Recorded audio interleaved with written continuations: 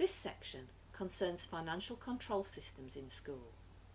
You will look at different roles and responsibilities of those involved in the finances of a school and the internal controls that ensure probity.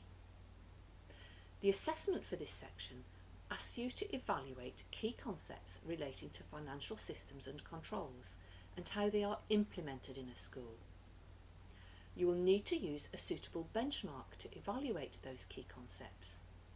Are those concepts appropriate for a school setting, and are they implemented well in the systems in your school? How do you know?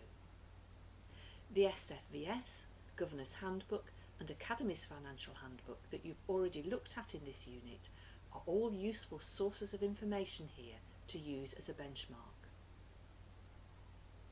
You then need to explain how to implement effective systems of internal control to secure probity. How will you put effective systems of internal control in place to ensure that those principles of probity considered in Section 4 are in place on a day-to-day basis? What control measures will need to be in place so that staff operate finances appropriately every single day? You might think about segregation of duties here to begin with, but remember that probity is a much wider concept and you need to look beyond segregation of duties at other internal controls that might be put into place. Finally, you'll explain how you will manage those control systems to ensure probity. How will you monitor that the systems are working as intended?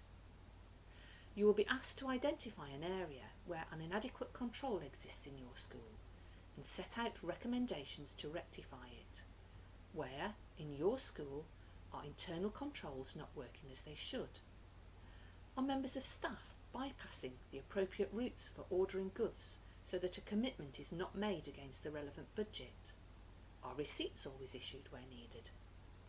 Is agreement sought for petty cash expenditure before purchase?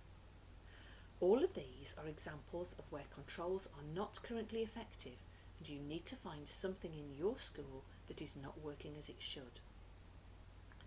The procedures may be in place, but are they being adhered to?